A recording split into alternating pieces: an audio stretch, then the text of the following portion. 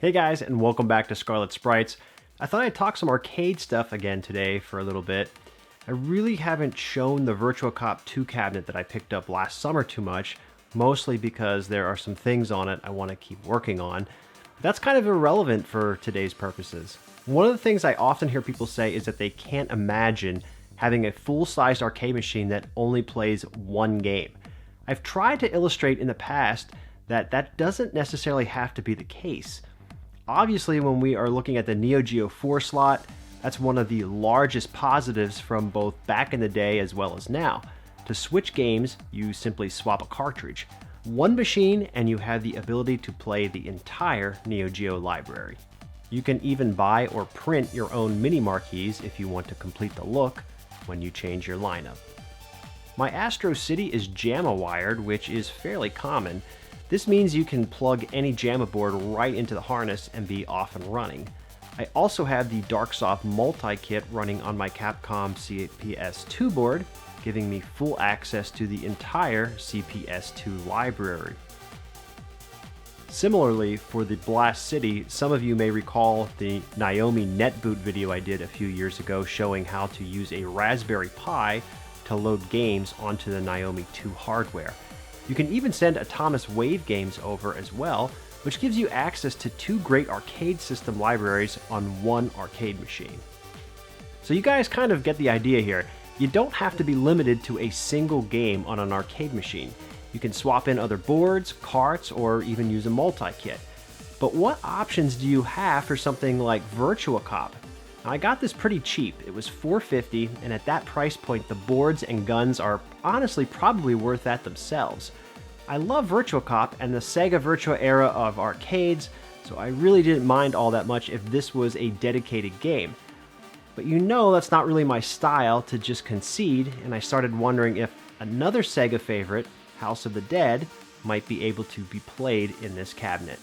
A good place I like to start when looking at what games use the same or similar types of hardware is System 16. It's a quick and easy reference point and will, at the very least, get you started with the basic information. Here you can see that the Virtua Cop 2 uses the Sega Model 2A CRX hardware. There are some familiar games here, but no other light gun games or House of the Dead on this exact hardware. The Model 2 hardware has some revisions though, so let's dive a little deeper. And yes, here is House of the Dead. It was released on the Model 2C revision hardware, which should use the same wiring as Virtua Cop 2.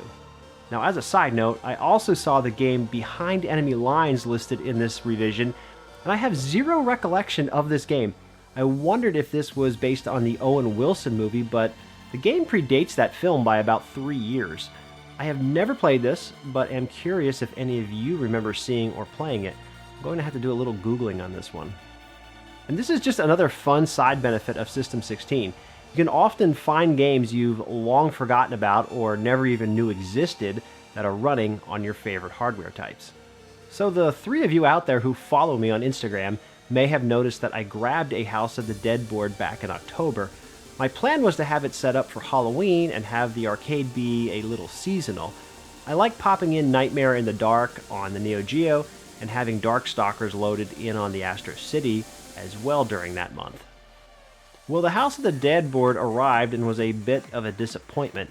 The seller didn't include the metal cage with the board, which is granted very heavy and not needed, but all of the pictures he took of the board were of it sitting on a table mounted in the metal cage. I may even be willing to overlook that, but I also didn't receive the filter board, which is very necessary for wiring purposes. Again, the filter board was shown in the listing, but then wasn't included.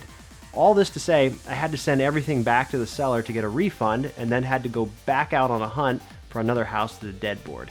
I finally was able to score one in January though, and had a much better experience dealing directly with a fellow forum member.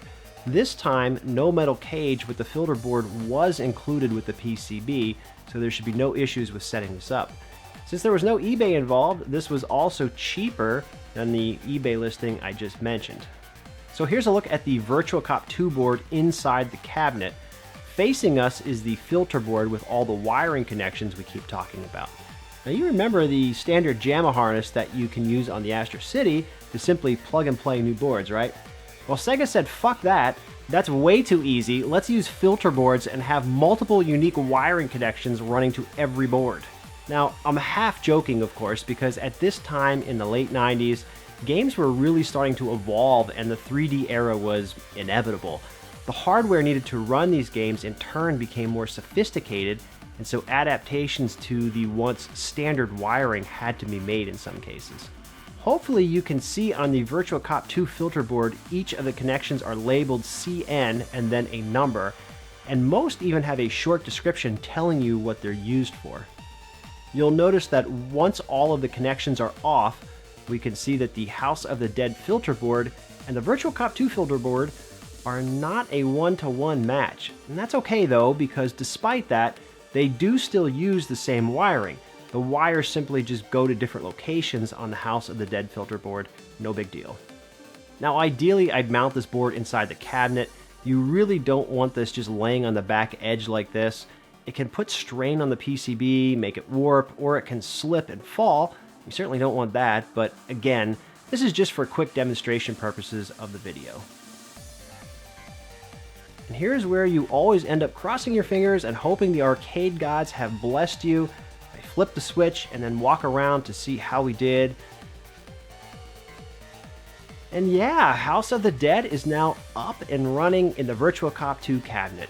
This is awesome, not only because it's another cabinet that can play additional games, but House of the Dead is just a Sega classic. I'm sure a lot of you out there probably prefer it to Virtua Cop, and that's tough to argue against.